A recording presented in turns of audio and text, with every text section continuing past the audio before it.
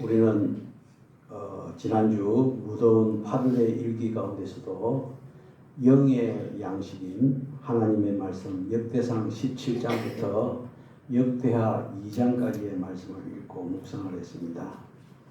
우리는 이 읽고 묵상을 하는 과정 속에서 역대상에서 역대하로 연결되어지는 그 부분을 살펴보았습니다. 역대상과 역대하는 차이가 무엇인가 라고 했을 때 역대상은 다윗을 중심으로 기록된 것이고 역대하는 누구를요? 솔로몬을 중심으로 한 그런 말씀이다 라는 것을 기억해야 될 것입니다. 따라서 이 시간에는 다윗을 중심으로 한 역대상의 말씀을 통해서 은혜 받고자 하는 것입니다. 지난 시간에도 말씀드렸다시피 역대상하의 이 말씀은 이스라엘 백성들의 좋은 점을 소개했습니다. 그래서 포로에서 돌아와서 이제 참 어려운 처지에 있는 이 이스라엘 백성들을 하나님께서 배려하고 또 하나님께서 격려하는 그런 말씀이 역대상하의 말씀이다 라고 말씀을 드렸습니다. 그리고 역대상하를 이렇게 보면은 그가 그러니까 다윗이 범죄한 내용 중에서 제가 생각하기로는 우리아의 아내 바세바를 범한 그런 악행이 있지 않습니까? 그 악행은 역대상에 기록되어져 있지 않다는 것입니다. 그리고 역대상을 살펴보면은 다윗을 소개할 때 무엇보다도 예루살렘 성전의 창시자로 소개하고 있습니다. 그리고 성전에서의 모든 제사를 예비하는 자다라고 해서 성전을 중심으로 한 다윗을 소개하고 있는 것이 역대상의 말씀인 것입니다.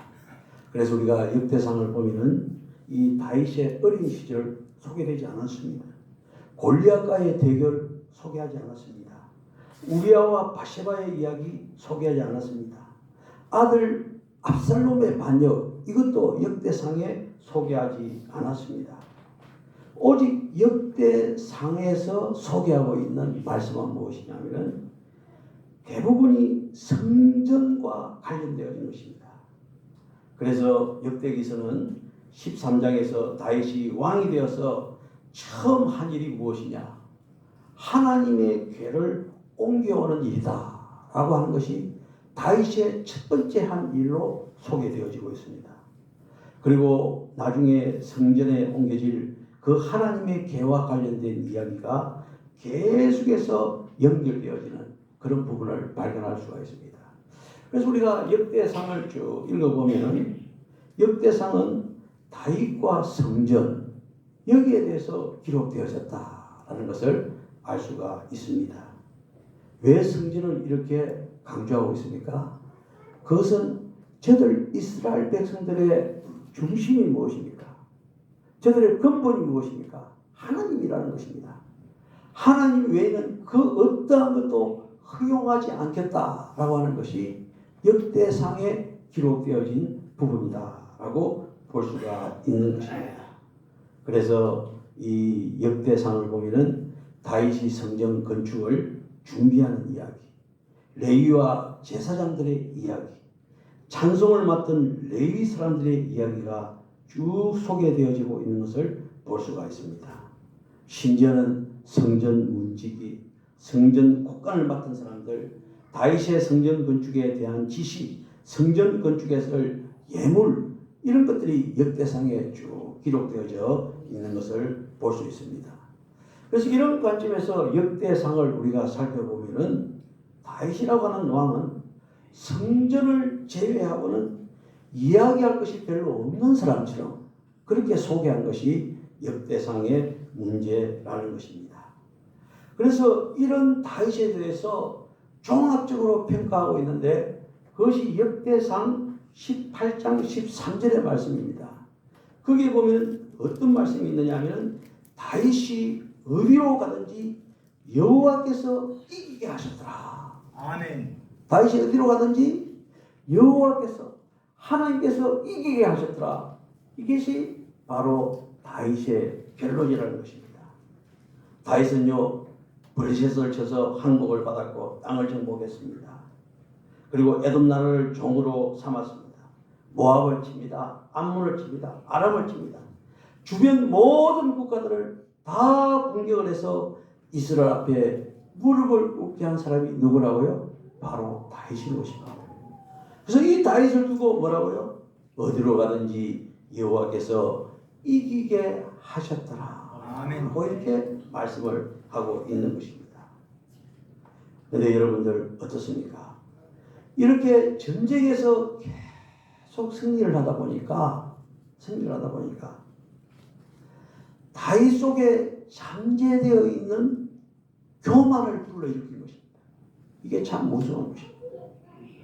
다윗의 교만으로 말미암아 일어난 일이 바로 인구조사인 것입니다. 여러분들 우리는요 잘 될 때에 조심해야 됩니다. 아멘. 잘 나갈 때에 조심해야 됩니다.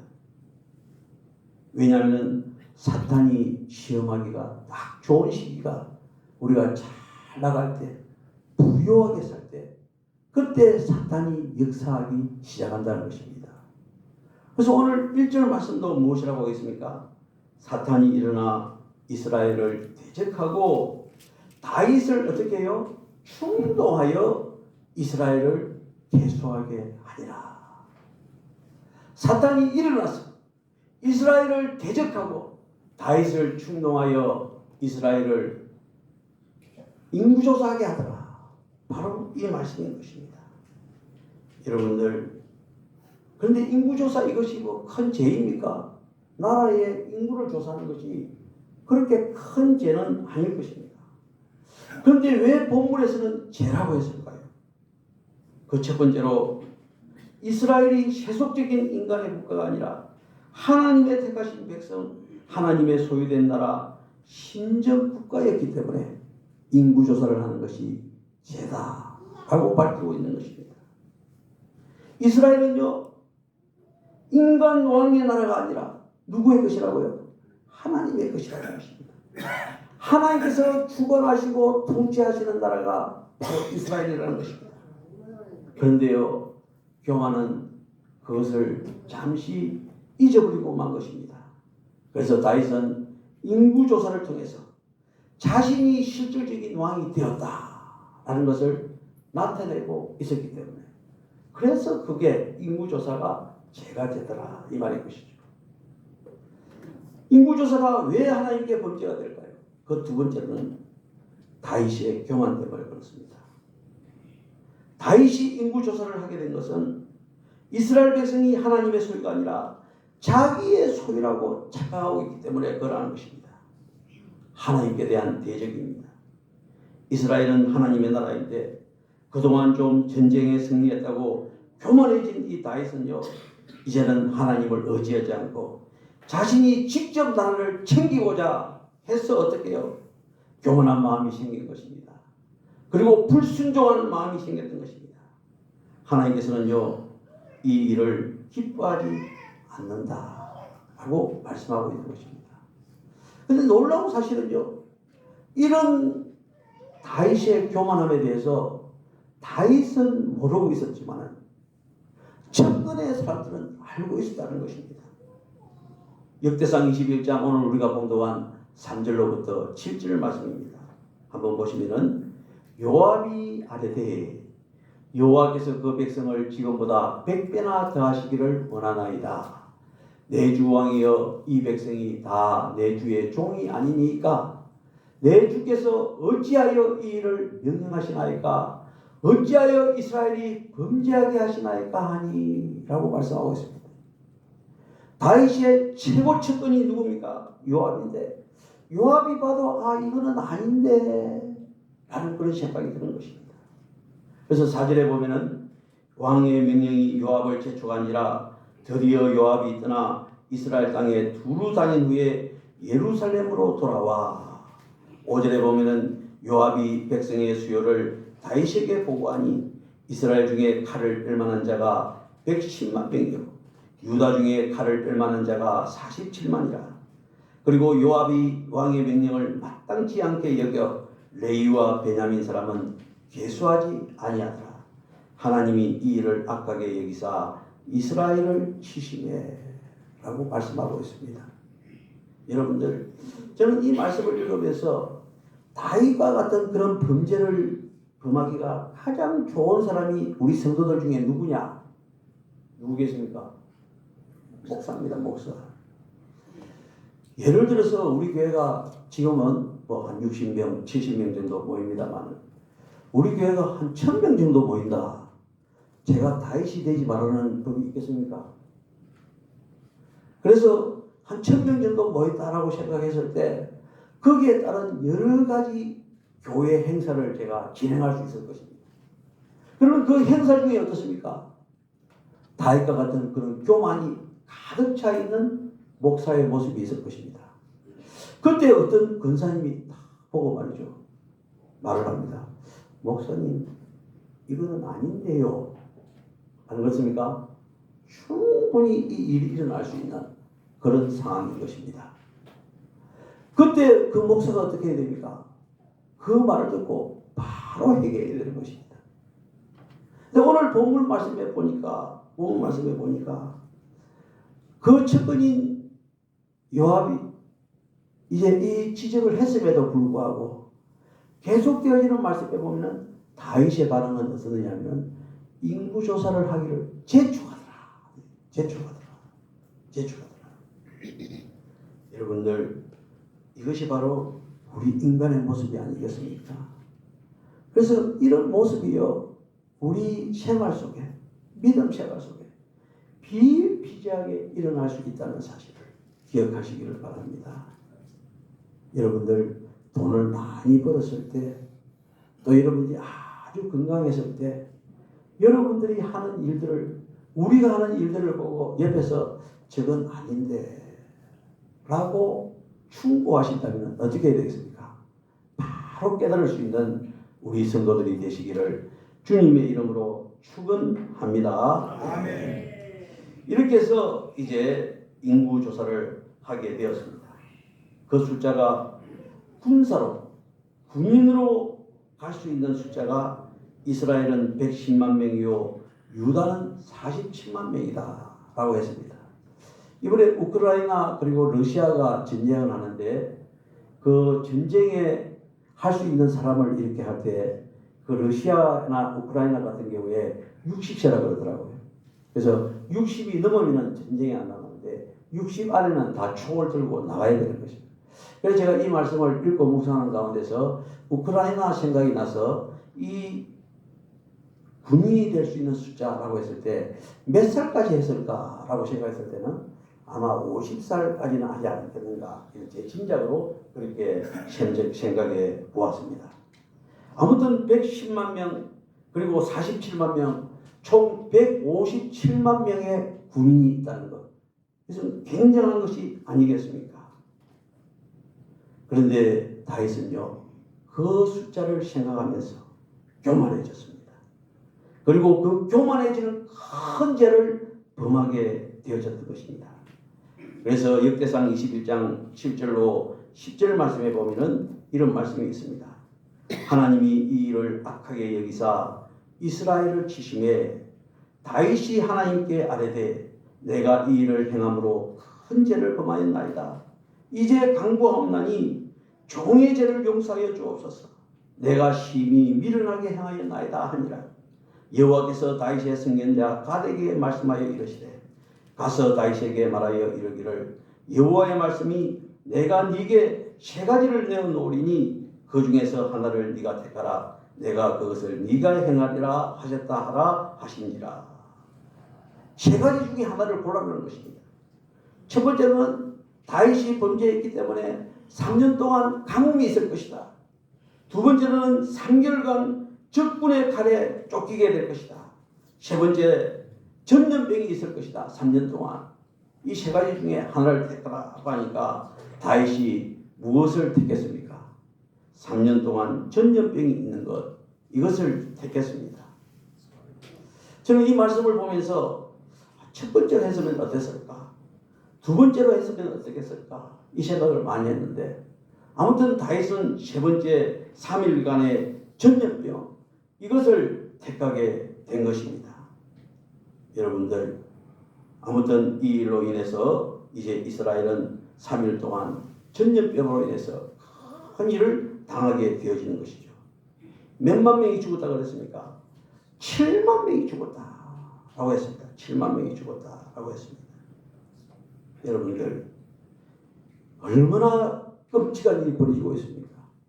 다윗의 그 교만으로 말미암아서 전염병이 3일 동안 돌게 되어지고 그로 인해서 7만 명이 죽게 되어지는, 여러분들, 우리가요 하나님의 말씀을 통해서 하나님 앞에 범하기 쉬운 방심, 교만한 죄, 그리고 하나님을 떠나 스스로 높이 서려가는 이 죄, 이것은 참으로 무서운 것입니다. 우리는요 오직 하나님 앞에 순종, 또 순종하며 나아가는 우리의 삶이 되어야 되는 것입니다. 아멘. 그런데 계속되어지는 말씀 15절을 보면은 이런 말씀이 있습니다. 여호와께서 보시고 이 재앙 내림을 뉘우치사라고 이렇게 말씀을 하고 있습니다. 그래서 하나님께서는 천사에게 네 손을 거두라고 이렇게 말씀했습니다. 그리고 이 놀라운 사실은 천사가 그 명령을 받았을 때 여호와의 천사가 여부스 사람 오르난의 타장 마당 곁에 섰더라. 이 말씀이 계속되어지고 있습니다. 이스라엘 전역을 돌면서 전염병으로 7만 명을 멸했던 여호와의 사자가 예루살렘을 멸하려고 오르난 마당 타장 마당에 섰습니다. 그때 하나님께서는 그 재앙을 멈추라고 했던 것입니다. 왜 하나님께서 멈추라고 했겠습니까? 오늘 읽은 8절 말씀에 그 답이 나옵니다. 다윗이 하나님께 아뢰되 내가 이 일을 행함으로 큰 죄를 범하였나이다. 이제 간구하옵나니 종의 죄를 용서하여 주옵소서. 내가 심히 미련하고 행하였나이다 하니라. 이 말씀입니다. 이 전염병이 퍼지고 있었을 때 다윗이 궁궐에 그냥 가만히 있었다고 하면 하나님께서는 멈추지 않았을 것입니다. 다윗은요 그 옛날 바세바를 범한 후에 하나님께 용서를 구한 것처럼 인구조사의 악행을 저지른 후에 즉각적으로 하나님께 용서를 구했던 것입니다. 나라에 전염병이 시작되어 사람들이 죽기 시작하자 하나님께서 하나님께 자비를 구하는 그 기도를 했던 것입니다. 마침내 여호와의 천사가 온 나라를 두루다니며 7만 명을 멸한 후에 예루살렘에 왔습니다. 그때요 계속되어지는 말씀에 보면은 하나님께서는 다윗뿐만 아니라 장로들과 그리고 백성들이 베옷을 입고 하나님 앞에 용서를 구하고 있는 그 모습을 보았던 것입니다. 17절 말씀입니다. 하나님께 아뢰되 명령하여 백성을 계수하게 한 자가 내가 아니니까 범죄하고 악을 행한 자가 곧 나이니이다.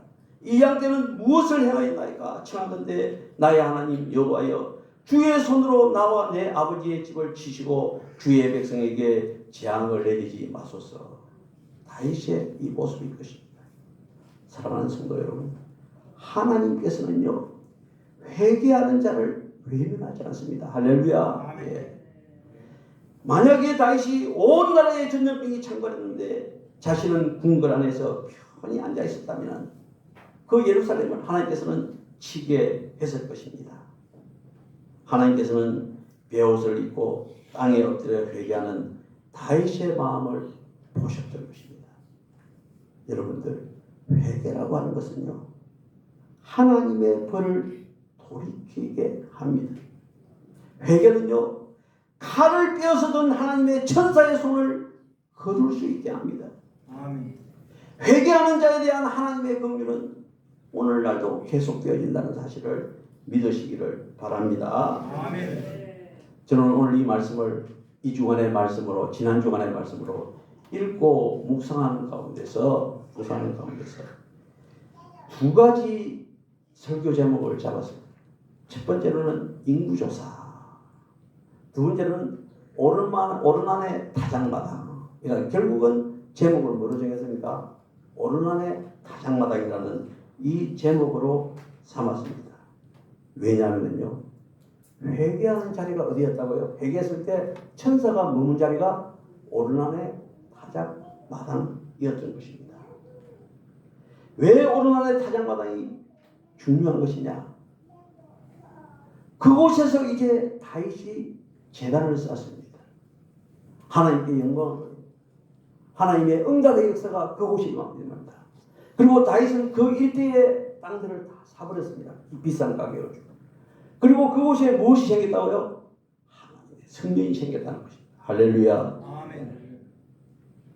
여러분들, 우리가 하나님의 뜻대로 살지 못한 부분이 있습니까? 다윗처럼 회개하시기를 바랍니다. 아멘. 회개하는 그 자리에 놀라운 하나님의 역사가 임하고 그것이 바로 우리가 하시는 하나님의 전이 된다는 것입니다. 여러분들의 가정일 수도 있습니다. 여러분의 사업장도 될 수 있습니다. 오르난의 마작 타작며 이것은 정말로 우리에게 놀라운 의미를 주는 그 장소가 되었다라는 것을 우리가 잘 알고 있어야 되는 것입니다. 26절 계속되어지는, 오늘 읽지 않았지만은 26절 말씀에 보면은 다윗이 거기서 어디에서요? 오르난의 타작마당에서 여호와를 위하여 제단을 쌓고 번제와 화목제를 드려 여호와께 아뢰었더니 여호와께서 하늘에서부터 번제단 위에 무엇을 내려? 불을 내려서 응답하시고 라고 이렇게 말씀을 하고 있습니다. 하나님께서는 다윗이 오르난 소유였던 타작마당에서 드렸던 제사에 불을 내려서 응답해 주신 것입니다. 그리고 사실 그 이전에는요, 이스라엘 백성들이 하나님께 제사를 드릴 때 산당이라는 곳에 가서 제사를 드렸습니다.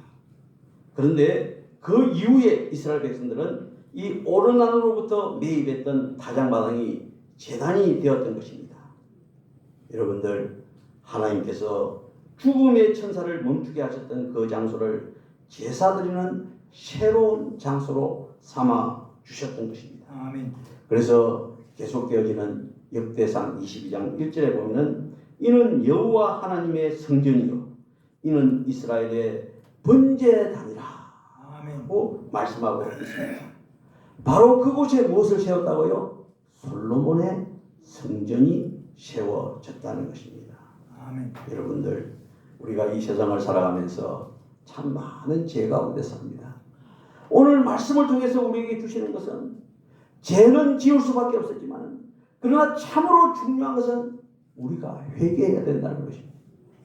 회개의 삶을 살아야 된다는 것입니다. 내가 무엇을 잘못했어라고 하면서 뻔뻔하게 살 수 없다 이 말인 것입니다. 아멘. 우리가 알고 지었던 모르고 지었던 죄가 있다면 철저하게 회개하는 우리가 되어야 되는 것입니다. 그럴 때 우리가 회개한 그 장소가 무엇이 된다고요?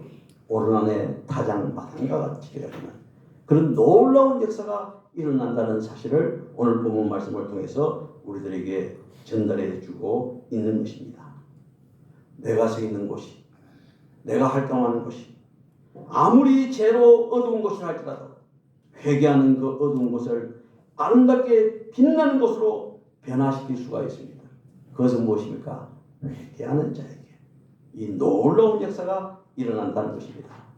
왜냐하면 그곳에 하나님께서 함께 하시기 때문에 그러한 것입니다.